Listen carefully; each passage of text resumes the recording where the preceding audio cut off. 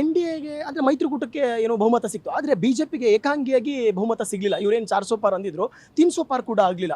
ನರೇಂದ್ರ ಮೋದಿ ಅವರು ಕುರ್ಚಿಯಲ್ಲಿ ಕೂತ್ಕೋತಾರ, ನೀವೊಬ್ಬರ ಪ್ರಜೆಯಾಗಿ ಸಾಮಾನ್ಯ ನಾಗರಿಕನಾಗಿ ಏನು ಹೇಳ್ತೀರಾ? ಇದು ಬಿಜೆಪಿ ಗ್ಯಾರಂಟಿ ಬರ್ತದೆ, ತೊಂದರೆ ಇಲ್ಲ. 240 ಬಂದಿದೆ ಬಿಜೆಪಿ. ಇದು ಬೇರೆ ಇದು ಚಂದ್ರಬಾಬು ನಾಯ್ಡು ಮತ್ತು ಮತ್ತೊಂದು ಪಕ್ಷ ಸೇರಿ 291 ಮಾಡ್ತಾರೆ ಮೆಜಾರಿಟಿ. ಅಂದರೆ ಈ ಬಾರಿ ಪ್ರಧಾನಿ ನರೇಂದ್ರ ಮೋದಿ ಅವರೇ ಮತ್ತೆ ಆಗ್ತಾರೆ. 3ನೇ ಸಲ ಹ್ಯಾಟ್ರಿಕ್ ಅಂತೂ ಹೊಡೆದೇ ಇಲ್ಲ ಅವರು. ಅವ್ರಿಗೆ ಸಿಕ್ಕಿರೋದೇ ಕಡಿಮೆ, ಬಿಜೆಪಿಯಲ್ಲಿ ಬಹುಮತನೇ ಬರಲಿಲ್ಲ. ಅದು ಹೆಂಗೆ ಅವರು ಪ್ರಧಾನಿ ಆಗ್ತಾರೆ? ಅಂದರೆ ನಿರ್ಣಯ ಹೆಂಗೆ ತಗೋತಾರೆ ಅವರು? ಅಂದರೆ ಸಪೋರ್ಟ್ ತಗೊಂಡು ಗ್ಯಾರಂಟಿ ಆಗ್ತಾರೆ, ಅವ್ರಿಗೆ ನಂಬಿಕೆ ಇದೆ.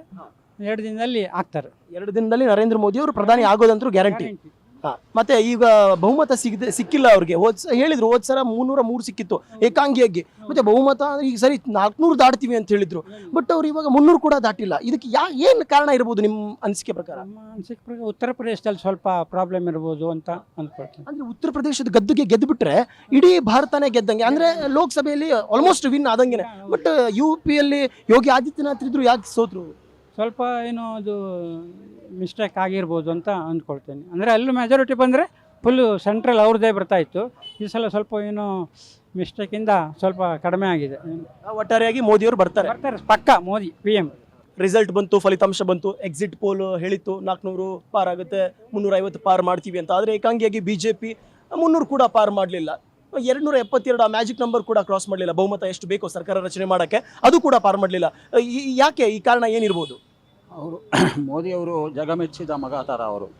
ಅವರಿಗೆ ಒಳ್ಳೆಯ ಸಂಸ್ಕಾರ, ಸ್ವಪ್ರಯತ್ನ, ಇಚ್ಛಾಶಕ್ತಿ, ಜ್ಞಾನಶಕ್ತಿ, ಕ್ರಿಯಾಶಕ್ತಿ, ಗುರು ಅನುಗ್ರಹ, ದೈವಾನುಗ್ರಹ ಎಲ್ಲ ಇದೆ ಅವ್ರಿಗೆ. ಅವರು ಜಗತ್ತೇ ಮೆಚ್ಚುವಂಥ ಮಹಾನ್ ಭಾವರು ಅವರು. ಮೋದಿ ಅಂತ ಅವರು ನಮ್ಮ ಪುಣ್ಯ, ನಮ್ಮ ದೇಶ, ಇಡೀ ಜಗತ್ತೇ ಒಂದು ಜಗತ್ತಿಗೋಸ್ಕರ ಹೋರಾಡೋವಂಥ ಮಹಾನ್ ಭಾವರು ಅವರು ಯಾವತ್ತೂ ಐರಾವತ ಥರ ಅವರು, ಕಾಮಧೇನು ಕಲ್ಪವೃಕ್ಷ ಥರ ಅವ್ರು ಯಾವತ್ತೂ ಅವರು ದೇವರ ಅನುಗ್ರಹದಿಂದ ಅವ್ರು ಯಾವತ್ತೂ ಅವರು ಜಗತ್ತಿಗೆ ಒಳ್ಳೆಯ ಕಾರ್ಯಗಳು ಮಾಡಿಕೊಂಡೇ ಅವರು ಬರ್ತಾಯಿದ್ದಾರೆ, ಮುಂದೇನೂ ಮಾಡ್ತಾರೆ ಅವ್ರು ಯಾವತ್ತೂ ಒಳ್ಳೆ ಮಹಾನ್ ವ್ಯಕ್ತಿ ಅವರು. ಇವಾಗ ಬಹುಮತ ಬಂದರೆ ಸ್ವನಿರ್ಣಯನ ತಗೊಳ್ತಾ ಇದ್ರು. ಅವ್ರು ಏನೋ ಯೋಜನೆಗಳಿತ್ತು, ಅದಕ್ಕೆ ಯಾರ ಅವಕಾಶನೂ ಇರಲಿಲ್ಲ, ಅವಶ್ಯಕತೆ ಇರಲಿಲ್ಲ. ಕೇಳಬೇಕು, ಅವ್ರಿಗೆ ಕೇಳಬೇಕು, ಇವ್ರು ಕೇಳಬೇಕು ಅಂತ. ಇವಾಗ ಮುಂಚೆ 10 ವರ್ಷದ ಥರನೇ ಈ ವರ್ಷ ಬಂದರೆ ಮೈತ್ರಿಕೂಟ ಅವ್ರಿಗೆ ಸಾಥ್ ಕೊಡುತ್ತಾ? ಕೆಲವರು ಅಧಿಕಾರಕ್ಕೋಸ್ಕರ ಹೋರಾಡೋರಿದ್ದಾರೆ, ಕೆಲವರು ದೇಶಕ್ಕೋಸ್ಕರ ಹೋರಾಡೋರಿದ್ದಾರೆ. ಅದು ಸೋತು ಗೆಲ್ಲೋರಿದ್ದಾರೆ, ಗೆದ್ದು ಸೋಲೋದು ಅದು ಉಪಯೋಗಕ್ಕೆ ಬರಲ್ಲ ಅದು. ಹಾಗಾಗಿ ಇದು ಒಂಥರ ಅವ್ರಿಗೆ ಎಲ್ಲದಕ್ಕೂ ಅವ್ರಿಗೆ ಜನ ಬೆಂಬಲ, ದೈವಾನುಗ್ರಹ ಇರೋದ್ರಿಂದ ಅವ್ರು ಯಾವತ್ತೂ ಶಾಶ್ವತವಾಗಿ ಅಮರವಾಗಿ ಅವರು ಒಳ್ಳೆಯ ಕಾರ್ಯಗಳು ಮಾಡಿಕೊಂಡು ನಮ್ಮ ದೇಶಕ್ಕೆ, ಜಗತ್ತಿಗೆ ಒಳ್ಳೆಯ ಕೆಲಸಗಳು ಮಾಡಿಕೊಂಡು ಬರ್ತಾ ಇರ್ತಾರೆ. ಸೋಲು ಗೆಲುವು ಅನ್ನೋದು ಜೀವನದ ಒಂದು ನಿಯಮ. ಒಂದ್ಸರಿ ಸೋಲ್ತೀವಿ, ಒಂದ್ಸರಿ ಗೆಲ್ತೀವಿ. ಆದರೆ ನರೇಂದ್ರ ಮೋದಿಯ ಅಲೆ, ನರೇಂದ್ರ ಮೋದಿಯ ಅಬ್ಬರ, ರ್ಯಾಲಿಗಳಲ್ಲಿ ಅವರ ಒಂದು ಏನೋ ಜನ ಸಮೂಹ ಸೇರ್ಕೊಳ್ಳೋದು, ಅದೆಲ್ಲವನ್ನು ನೋಡಿದಾಗ 350 400 ಗಡಿ ಹತ್ರ ಇರ್ತಾರೆ ಇವರು ಅನ್ನುವಂಥ ಎಲ್ಲರೂ ನಿರೀಕ್ಷೆ ಇತ್ತು. ಯಾಕಂದರೆ ಎಕ್ಸಿಟ್ ಪೋಲ್ಗಳಲ್ಲಿ ಅದನ್ನೇ ಹೇಳಿದ್ವು. ಆದರೆ ಏಕಾಏಕಿಯಾಗಿ ಇಷ್ಟು ಕೆಳಮಟ್ಟದಲ್ಲಿ ಲೆಕ್ಕಾಚಾರ ಬೀಳುತ್ತೆ ಅಂದರೆ ಯಾಕೆ? ಜನರಿಗೆ ಏನು ಅವ್ರ ಬಗ್ಗೆ? ಇದು ಕೆಳಮಟ್ಟದಲ್ಲಿ ಅಂತ ಹೇಳಕ್ಕೆ ಸಾಧ್ಯ ಇಲ್ಲ. ಇದು ಕೆಲವರು ಹಣಬಲ ಎಲ್ಲ ಇದರಿಂದ ಪ್ರಭಾವಗಳು ಬೀರಿ ಜನಕ್ಕೆ ಮೋಸ ಮಾಡಿ ಗೆಲ್ಲೋರು ಇದ್ದಾರೆ. ಅವ್ರು ದೇಶಕ್ಕೋಸ್ಕರ ಏನು ಮಾಡೋಕ್ಕೆ ಸಾಧ್ಯ ಇಲ್ಲ. ಅವರು ಅಧಿಕಾರಕ್ಕೋಸ್ಕರ ಗೆಲ್ಲಬೇಕು ಅಂತ ಇರ್ತಾರೆ. ಕೆಲವರು ದೇಶಕ್ಕೋಸ್ಕರ ಹೋರಾಡೋರು ಇದ್ದಾರೆ. ಅಂಥವ್ರು ಅವ್ರು ಯಾವತ್ತಿಗೂ ಶಾಶ್ವತವಾಗಿ ಅವ್ರು ಇರ್ತಾರೆ. ಅವರು ಹಂಗಂದರೆ ಈ ಬಾರಿ ಮೋದಿಯವರೇ ಮತ್ತೆ ಪ್ರಧಾನಿ. ಅವರು ದೈವ ಅನುಗ್ರಹ ಇರೋರು ಅವರು. ಕೆಲವರು ಅಧಿಕಾರಕ್ಕೋಸ್ಕರ ಬಂದರೆ ಅದು ದೇಶಕ್ಕೆ ಯಥಾ ರಾಜ ತಥಾ ಪ್ರಜಾ ಅಂತ. ರಾಜ ಅನ್ನೋನು ದೇವ್ರಿಗೆ ಸಮಾನ. ಅವನು ಸರಿಯಾಗಿದ್ದರೆ ಪ್ರಜೆಗಳು ಸುಖವಾಗಿ ನೆಮ್ಮದಿಯಾಗಿರ್ತಾರೆ. ಸರ್, ಕೊನೆಯದಾಗಿ ನೀವು ಹಿರಿಯರು, ನಿಮಗೆ ಈ ಪ್ರಶ್ನೆನ ಕೇಳಲೇಬೇಕು ನಾನು. ಯಾಕಂದರೆ ಈ ಗ್ಯಾರಂಟಿ ಯೋಜನೆಗಳು, ಕಾಂಗ್ರೆಸ್ ಕೊಟ್ಟಂಥ ಗ್ಯಾರಂಟಿ ಯೋಜನೆಗಳು, 5 ಗ್ಯಾರಂಟಿ ರಾಜ್ಯದಲ್ಲಿ ಕೊಟ್ಟರು. ಅದಕ್ಕೆ ಇಡೀ ದೇಶದಲ್ಲಿ ಏನು ಗ್ಯಾರಂಟಿ ಯೋಜನೆಗಳು, ಅಭಿವೃದ್ಧಿ ಕಾಂಗ್ರೆಸ್ ಮಾಡ್ತಾ ಇದೆ, ಕಾಂಗ್ರೆಸ್ ಬಡತನದ ಪರವಾಗಿ ನಿಂತ್ಕೊಳ್ತಾ ಇದೆ ಅಂತ ಅನಿಸಿ ಏನಾದರೂ ಕಾಂಗ್ರೆಸ್ಗೆ ಬಟನ್ ಒತ್ತಿದ್ರಾ? ಅವ್ರಿಗೆ ತಮ್ಮ ಮಾಡಿರೋ ಇದನ್ನು ತಿದ್ಕೊಳ್ಳೋಕೆ ಇನ್ನೂ ಅವ್ರು ಪ್ರಯತ್ನ ಪಡ್ತಾ ಇಲ್ಲ. ಯಾರು? ಕಾಂಗ್ರೆಸ್ದವರು. ಇಲ್ಲಾಂದರೆ ಅವ್ರಿಗೆ ಯಾವತ್ತೂ ಗೆಲ್ತಾನೆ ಇರಬೇಕಾಗಿತ್ತು. ಅವ್ರು ಕೆಲವು ತಪ್ಪುಗಳು ಮಾಡಿರೋದ್ರಿಂದ ಇವತ್ತೇನಾಗಿದೆ ಅಂದರೆ ಅವ್ರು ಅಧಿಕಾರಕ್ಕೋಸ್ಕರ ಏನು ಬೇಕಾದ್ರೂ ಮಾಡೋಕ್ಕೂ ಸಿದ್ಧವಾಗಿರ್ತಾರೆ. ಅವರು ಆದರೆ ಮತಕ್ಕೆ ಅನ್ನೋದಕ್ಕೆ ಗೌರವ ಕೊಡಬೇಕು. ನಮ್ಮ ಇದರಲ್ಲೆಲ್ಲ ಹೇಳೋಂಗೆ ಅದೊಂದು ಪೂಜೆ, ಇದು ಯಜ್ಞ ಥರ ಜನ ಏನಿಟ್ಟು ಇದು ಉದ್ದೇಶ ಇಟ್ಕೊಂಡು ಮತ ಹಾಕ್ತಾರೆ. ಅವರು ಅದನ್ನೇನು ಒಂದು ಕೊಂಡ್ಕೊಳ್ತಾರ? ಹಣದಿಂದ ಮತಗಳನ್ನ ಕೊಂಡ್ಕೊಂಡ್ರೆ ಅದು ಪ್ರಜಾಪ್ರಭುತ್ವ ಆಗೋಕ್ಕೆ ಸಾಧ್ಯನೇ ಇಲ್ಲ. ಅದು ಹಣದಿಂದ ಏನು ಬೇಕಾದ್ರೂ ಮಾಡ್ಬೋದು ಅನ್ನೋ ದುರಹಂಕಾರಗಳಿರೋದು ಭಾಳ ತಪ್ಪದು. ಯಾವತ್ತೂ ಅದಕ್ಕೆ ಹೇಳಿ ಸೋತು ಗೆಲ್ಲಬೇಕು ಅಂತ.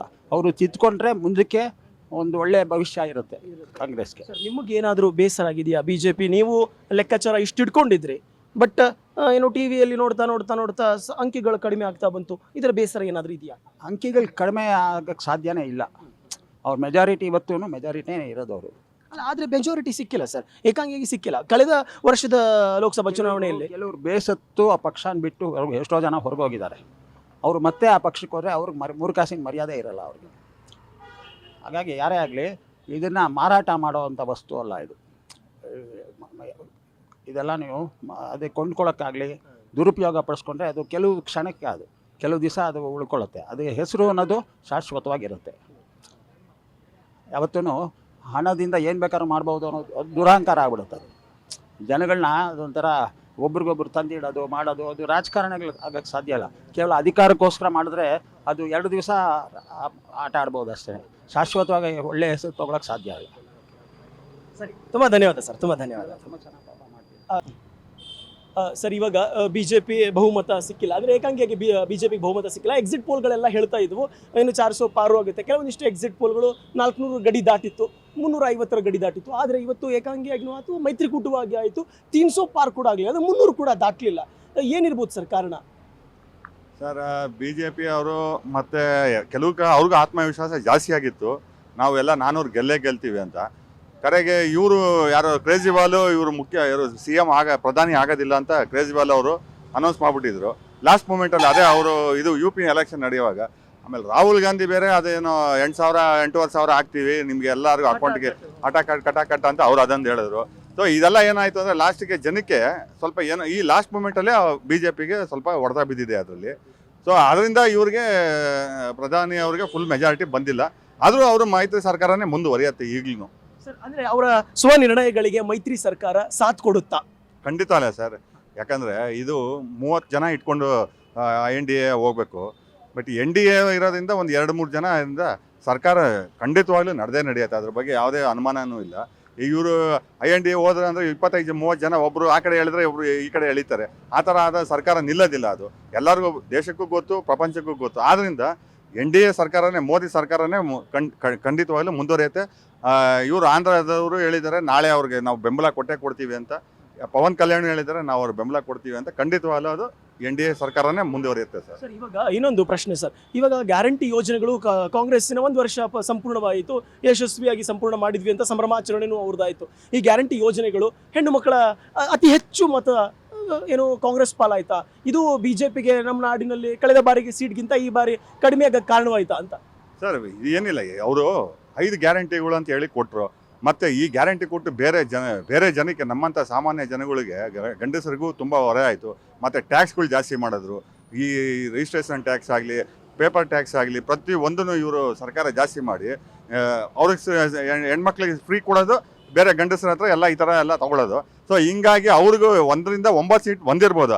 ಆದರೆ ಹಂಗೆ ನೋಡೋಕೋದ್ರೆ ಅವ್ರು 20 ಸೀಟ್ ಬರ್ತೀವಿ ನಾವು ಅಂತ ಇದ್ರಲ್ಲ ಕಾಂಗ್ರೆಸ್. ಎಲ್ಲ ಸರ್ ಹಂಗಾರೆ 5 ಯೋಜನೆಗಳು ಏನಾಯ್ತು ಅವ್ರದ್ದು? ಹಾಗೆ ಎಲ್ಲರೂ ತೊಗೊಬೇಕಾಯ್ತಲ್ಲ. ಎಲ್ಲ ಮನೆ ಫ್ರೀ ಕರೆಂಟ್ ಕೊಟ್ಟರು, ಎಲ್ಲ ಬಸ್ ವ್ಯವಸ್ಥೆ ಕೊಟ್ಟರು. ಮತ್ತು ಅದೇನಾಯ್ತು ಹಾಗಾದ್ರೆ? ಮುಂದಿನ ಅವ್ರದ್ದು ಏನಾಗಿದೆ? ಕಾಂಗ್ರೆಸ್ ಅವ್ರದ್ದು ನಡೆ ಏನಾಗಿದೆ? ರೇಷನ್ನು ಅದು ಸರಿ ಕೊಡ್ತಾ ಇಲ್ಲ. 2,000 ರೂಪಾಯಿ 3 ಜನಕ್ಕೆ ಹಾಕಿದ್ರೆ 10 ಜನಕ್ಕೆ ಇಲ್ವೇ ಇಲ್ಲ. ಮತ್ತು ಆ ದುಡ್ಡೆಲ್ಲ ಏನಾಗ್ತಾ ಇದೆ ಸರ್? ಅದನ್ನು ಮಾತಾಡ್ಬೇಕಲ್ಲ ಅವರು. ಸರ್, ಇವಾಗ ಸರ್ಕಾರಕ್ಕೆ ಬಂದರೆ ನಾವು 8,500 ರೂಪಾಯಿ ಖಟಾಖಟ್ ಅನ್ನುವಂಥ ಮಾತುಗಳು ಕೂಡ ಕೇಳಿ ಬರ್ತಾ ಇದ್ದಾವೆ. ಎಲ್ಲ ಭಾಷಣಗಳು ಖಟಾಖಟ್ ಅನ್ನುವಂಥದ್ದೇ ಒಂದು ಕಿವಿ ಕೂಗು. ಅದ್ರ ಬಗ್ಗೆ ಏನು ಹೇಳ್ತೀರಾ ಸರ್? ಸರ್, ಅದೆಲ್ಲ ನಡೆಯೋದಿಲ್ಲ ಸರ್. ಅದೆಲ್ಲ ಬಂದು ಸುಮ್ಮನೆ ಮಾಡಿ ಎಷ್ಟೋ ಮಾಡಿ ಎಲ್ಲ ಇವ್ರು ಒಂದು ಸಿಂಪಲ್ ಹೇಳ್ಬೇಕಾದ್ರೆ ಇವರು ಪಾಕೆಟ್ ಹಾಕೊಳ್ಳಿಕ್ಕೆ 8,000 ರೂಪಾಯಿ ಕೊಡ್ತೀನಿ ಅಂತ ಹೇಳಿದ್ರೆ ಇವ್ರು ಹೇಳಿದ್ರಲ್ಲ ಈ ಕಾಂಗ್ರೆಸ್ ಗೌರ್ಮೆಂಟ್ ಇಲ್ಲಿ ಸ್ಟೇಟಲ್ಲಿ ಏನು ಮಾಡೋದು? ಲಾಸ್ಟ್ ರೂಲ್ಸ್ ಮಾಡಿದ್ರ ಎಲ್ಲರಿಗೆ, ಎಲ್ಲ ಹೆಣ್ಮಕ್ಳಿಗೆ ಅಂದರು. ಎಲ್ಲ ಹೆಣ್ಮಕ್ಳು ಎಲ್ಲಿ ಬಂತು ಸರ್? ಈಗ 2,000 ರೂಪಾಯಿ ಕೊಡ್ತೀನಿ ಅಂದರೆ ಎಲ್ಲ ಹೆಣ್ಮಕ್ಳು ಎಲ್ಲಿ ಕೊಡ್ತಾ ಇದ್ದಾರೆ? ಈಗ 10 kg ಅಕ್ಕಿ ಅಂದರು, 10 kg ಎಲ್ಲಿ ಕೊಡ್ತಾ ಇದ್ದಾರೆ? ಯಾರೋ ಕೆಲವರಿಗೆ ದುಡ್ಡು ಕೊಡ್ತಾ ಇದ್ದಾರೆ. ಬಿಕಾಸ್ 5 kg ಅಕ್ಕಿ ಸೆಂಟ್ರಲ್ ಗೌರ್ಮೆಂಟ್ ಅಕ್ಕಿ ಕೊಡ್ತಾ ಇರೋದು, ಅದನ್ನು ಕೊಡ್ತಾ ಇಲ್ಲ. ಈಗ ಈ ತಿಂಗಳು ಇದು ನೋಡಿದ್ರೆ 10ನೇ ತಾರೀಕೆ ಹೋಗಿದ್ದಾರೆ ಅಂಗಡಿ, ಸೊಸೈಟಿಗೆ ಹೋಗಿದೆ. ಎಷ್ಟೋ ಹೆಣ್ಮಕ್ಳು ಸ್ಟಾಕ್ ಇಲ್ಲ ಅಂತ ವಾಪಸ್ ಹೋಗಿದೆ. ಬೇಕಾದ್ರೆ ಯಾವ ರೇಷನ್ ಡಿಪೋ ಹೋಗಿ ಚೆಕ್ ಮಾಡಿ, ನೀವೇ ಕೊಡ್ತಾ ಇಲ್ಲ. ಸರ್, ಇನ್ನೊಂದು ಕೊನೆಯದಾಗಿ ಅಂದರೆ ಸರ್, ಎಕ್ಸಿಟ್ ಪೋಲನ್ನು ನೋಡಿದಾಗ ಎಲ್ರಿಗೂ ಒಂದು ನಿರೀಕ್ಷೆ, ಇವತ್ತು ಒಂದು 400 ಗಡಿ ದಾಟುತ್ತೆ, ಇಲ್ಲ 380 ಗಡಿ ದಾಟುತ್ತೆ, ಒಂದು 350-60 ಆದರೂ ಕ್ರಾಸ್ ಮಾಡುತ್ತೆ NDA ಮತ್ತು BJP ಅಂತ. ಆದರೆ ಎಲ್ಲೂ ಬೇಸರ ಅನಿಸ್ತಾ ಇಲ್ವಾ ಸರ್ ನಿಮಗೆ? ಬೇಸರ ಅಂದರೆ ಸರ್, ಸಂವಿಧಾನ ಅಂತ ಇದು ಮಾಡಿದ ಸುಳ್ಳು ಹೇಳ್ಬಿಟ್ಟು ಇದು ಮಾಡೋದು, ಸಂವಿಧಾನ ತಿದ್ದುಪಡಿ ಮಾಡ್ತಾರೆ ಅಂತೇಳಿ. ಅದನ್ನು ಸುಳ್ಳು ಮಾತು ಕೊಟ್ಟು ಸಂವಿಧಾನ ಸಿದ್ಧ ಮಾಡಿ ಮಾಡೋಕ್ಕಷ್ಟೇನಿದೆ ಸಾಧ್ಯ ಹೇಳಲಿಲ್ಲ ಪ್ರಧಾನಮಂತ್ರಿಗಳು ಯಾರು ಹೇಳಿಲ್ಲ. ಇವರಾಗಿ ಹುಟ್ಟಿಸ್ಕೊಂಡು ಅದನ್ನ ಮಾಡಿ. ಉತ್ತರ ಪ್ರದೇಶ ಆಲ್ರೆಡಿ ಇರೋದು ಬ್ಯಾಕ್ವರ್ಡ್ ಜಾಸ್ತಿ, ಅಲ್ಲಿ SC STಗಳಲ್ಲಿ ಅಲ್ಲಿ ಮಂತು ಅವ್ರಿಗೆ ತುಂಬಿರೋದು, ಅದರಿಂದ ಅಲ್ಲಿ ಸ್ವಲ್ಪ ಕಮ್ಮಿ ಆಗಿದೆ ಹೊತ್ತು ಬೇರೆ ಇನ್ನು ಅಂಥದ್ದು ಏನಿಲ್ಲ. ಈಗ ಆಲ್ರೆಡಿ ಏನು 395 ಇದ್ದಾರೆ, ಆಲ್ರೆಡಿ 285 90 ಇದ್ದಾರೆ. ಮೆಜಾರಿಟಿ ಹಾಗೆ ಗೌರ್ಮೆಂಟ್ ಮಾಡೇ ಮಾಡ್ತಾರೆ, ಅದರಲ್ಲಿ ಏನು ಸಮಸ್ಯೆ ಇಲ್ಲ. ಇವರು ಏನೇ ಮಾಡಿದ್ರು ಅನ್ನೋ ನಿತೀಶ್ ಕುಮಾರ್ ಕರ್ಕೊಂಡು ಡೆಪ್ಟಿ ಪ್ರೈಮ್ ಮಿನಿಸ್ಟರ್ ಕೊಡ್ತೀನಿ ಅಂತಿದ್ದಾರೆ. ಅದೆಲ್ಲ ಸಾಧ್ಯ ಇಲ್ಲ. 30-40 ಜನ IND ಇಟ್ಕೊಂಡು ಸರ್ಕಾರ ನಡ್ಸೋಕ್ಕಲ್ಲ. ಮಾಡಿದ್ರೆ ಒಂದು 5 ತಿಂಗಳು ಮಾಡ್ಬೋದು ಅಷ್ಟೇ ಹೊತ್ತು, ಫುಲ್ ಮಾಡೋಕ್ಕೆ ಸಾಧ್ಯನೇ ಇಲ್ಲ. ಪ್ರಧಾನಮಂತ್ರಿ ನರೇಂದ್ರ ಮೋದಿನೇ ಆಗ್ತಾರೆ 100% ಅದೇ ನಡೆಸ್ತಾರೆ, ಅದರಲ್ಲಿ ಏನು ಇದಿಲ್ಲ ಸರ್. ಏನಿಲ್ಲ, ಮೋದಿ ಅವರೇ ಈ ಸರ್ಕಾರ ನಡೆಸ್ತಾರೆ. ನಮ್ಮ ಕರ್ನಾಟಕದಿಂದ ಮಾಜಿ ಮುಖ್ಯಮಂತ್ರಿ ಕುಮಾರಸ್ವಾಮಿ ಅವರು ಗೆದ್ದಿದ್ದಾರೆ, ಡಾಕ್ಟರ್ ಮಂಜುನಾಥ್ ಅವರು ಗೆದ್ದಿದ್ದಾರೆ. ತುಂಬ ಹೆಚ್ಚಾಗಿ ಅದು ಅಧಿಕವಾದ ಮತಗಳಿಂದ ಮಂಜುನಾಥ್ ಅವರು ಗೆದ್ದಿರೋದ್ರಿಂದ ನಮಗೂ ಒಂದು ಖುಷಿಯಾಗಿದೆ. ಅಂಥ ವ್ಯಕ್ತಿಗಳು ಬರಬೇಕು. ಯಾಕಂದರೆ ಒಂದು ಸರ್ಕಾರಿ ಆಸ್ಪತ್ರೆನೇ ಅವರು ಒಂದು ಇದರಾಗಿ ಅವರು ನಿರೀಕ್ಷೆ ಇಟ್ಕೊಂಡು ಮಾಡಿದವರು ಜನಸೇವೆ ಇನ್ನೂ ಚೆನ್ನಾಗಿ ಮಾಡ್ತಾರೆ ಅಂತ ನಮಗೆಲ್ಲ ತುಂಬ ನಿರೀಕ್ಷೆ ಇದೆ. ಮಾಡ್ತಾರೆ. ಮಾಜಿ ಮುಖ್ಯಮಂತ್ರಿಗಳು ಅವ್ರಿಗೊಂದು ಕೇಂದ್ರದಲ್ಲಿ ಒಂದು ಸಚಿವ ಸ್ಥಾನ ಸಿಕ್ಕಿದಾಗ ಅವರು ಒಂದು ನಮ್ಮ ಕರ್ನಾಟಕಕ್ಕೆ ಒಂದು ಒಳ್ಳೇದಾಗತ್ತೆ. ಈ ಇಡೀ ದೇಶನೂ ಇದೇ ಥರ ನಡ್ಕೊಂಡು ಹೋಗುತ್ತೆ. ನಮ್ಮ ಕೋಯಲೇಷನ್ ಗೌರ್ಮೆಂಟಿಂದ ತುಂಬ ಒಳ್ಳೇದಾಗತ್ತೆ ಅಂತ ನಾವು ನಿರೀಕ್ಷೆ ಇಟ್ಕೊಂಡಿದ್ದೀವಿ. ಅಂದರೆ ಮೈತ್ರಿಕೂಟ ಬಂದಿರೋದಕ್ಕೆ, ಈಗ JDS ಸಾಥ್ ಕೊಟ್ಟಿರೋದಕ್ಕೆ ಶ್ರೇತ್ರಗಳನ್ನು ಗೆದ್ಕೊಂಡ್ವಿ, ಕೋಲಾರ ಗೆದ್ಕೊಂಡ್ವಿ, ಮಂಡ್ಯ ಗೆದ್ಕೊಂಡ್ವಿ. ಹಾಸನದ ಒಂದು ದೊಡ್ಡ ಕಥೆನೇ ಇದೆ, ಅದರ ಮಾತಾಡೋದು ಬೇಡ. ಯಾಕಂದರೆ ಪ್ರಜ್ವಲ್ ರೇವಣ್ಣ ಗೆದ್ದರೆ ಸೋತ್ರೆ, ಶ್ರೇಯಸ್ ಪಟೇಲ್ ಅವರು ಭಾರಿ ಅಂಕದಿಂದ ಗೆದ್ದಿದ್ದಾರೆ, ಒಂದು ನಿರೀಕ್ಷೆ ಅಂತ ಗೆದ್ದಿದ್ದಾರೆ. ಬಟ್ ಆದರೆ ಎಲ್ಲವೂ ಒಂದು ಪಕ್ಕದಲ್ಲಿ ಇಟ್ಕೊಂಡು ಕೊನೆಯ ಒಂದು ನನ್ನ ಪ್ರಶ್ನೆ ಏನಂದರೆ, ಮೈತ್ರಿ ಒಕ್ಕೂಟ ಇವಾಗ ವಿಪಕ್ಷಗಳು ಹೇಳ್ತಾ ಇದ್ದಾವೆ, ಮೈತ್ರಿ ಇವರಿಗೆ ಸಾಥ್ ಕೊಡುತ್ತಾ, ಸ್ವನಿರ್ಣಯಗಳನ್ನ ತಗೊಳ್ತಾರ? 10 ವರ್ಷದಲ್ಲಿ ಏನೇನು ನರೇಂದ್ರ ಮೋದಿ ಅವರು ಮಾಡ್ತಾ ಇದ್ರು, ಅವರೇನು ವಿಚಾರಗಳಿದ್ವು, ಈ 370 ರದ್ದು ಮಾಡಿದಾಗಲೂ ಕೂಡ ವಿಪಕ್ಷಗಳು ಧ್ವನಿ ಎತ್ತಿದ್ವು, ಇದು ಯಾಕೆ ಸಂವಿಧಾನದ ವಿರೋಧ, ನಾಳೆ ನೀವು ಬಂದ ಮೇಲೆ ಸಂವಿಧಾನವನ್ನೇ ತಿದ್ದುಪಡಿ ಮಾಡಿಬಿಡ್ತೀರಿ, ನಾಳೆ ನೀವು ದೇಶನೇ ಮಾರಿಬಿಡ್ತೀರಿ, ಇಂಥ ವಿಪಕ್ಷಗಳ ಮಾತನ್ನೆಲ್ಲ ಕೇಳಬೇಕಾದ್ರೆ ಇವಾಗ ನರೇಂದ್ರ ಮೋದಿಯವರು ಸ್ವನಿರ್ಣಯಾಗಿ ತಮ್ಮ ಕೆಲಸವನ್ನು, ತಮ್ಮ ಕಾರ್ಯವನ್ನು ಸುಗಮವಾಗಿ ನಡೆಸ್ಕೊಂಡು ಹೋಗ್ಬೋದಾ ಈ 5 ವರ್ಷದಲ್ಲಿ ಪ್ರಧಾನಿ ಆದರೆ? ಸರ್, ಈಗ 10 ವರ್ಷದ ಮುಂಚೆ ಇದ್ದಾಗೆ ಇವರು ಫುಲ್ ಫ್ಲೆಕ್ಸಿಬಲ್ ಮಾಡೋಕ್ಕೆ ಆಗಲ್ಲ, ಸ್ವಲ್ಪ ಕಷ್ಟ ಆಗುತ್ತೆ. ಯಾಕಂದರೆ ಇಂದು 2-3 ಜನ ಅವ್ರು ತೊಗೊಂಡು ಮಾಡೋದ್ರಿಂದ ಅವ್ರ ನಿರ್ಣಯಗಳು ಕೇಳಬೇಕಾಗ್ತದೆ. ಆದರೆ ಅದನ್ನು ನಿಭಾಯಿಸೋ ಶಕ್ತಿ ಅವ್ರಿಗೆ ನರೇಂದ್ರ ಮೋದಿ ಅವ್ರಿಗಿದೆ. ಖಂಡಿತವಾಗ್ಲೂ ಅವರು ಅದು ಮಾಡ್ತಾರೆ. ಈ ಯಾವುದೇ ಪ್ರತಿಪಕ್ಷಗಳು ಏನೇ ಹೇಳಿದ್ರು ಸಹ ಅದನ್ನೆಲ್ಲ ಅವರು ಯಾವ ರೀತಿ ಅದನ್ನು ನಿಭಾಯಿಸಬೇಕಾಗಿರುತ್ತೋ ಅದನ್ನು ನಿಭಾಯಿಸ್ಕೊಂಡು ಹೋಗಿ ಖಂಡಿತ 5 ವರ್ಷ ಇದು ಪೂರ್ಣಗೊಳಿಸ್ತಾರೆ. 100ಕ್ಕೆ 100 ಸತ್ಯ ಈ ಮಾತು. ಗ್ಯಾರಂಟಿ ನ್ಯೂಸ್, ಸುದ್ದಿ ಖಚಿತ, ನ್ಯಾಯ ನಿಶ್ಚಿತ.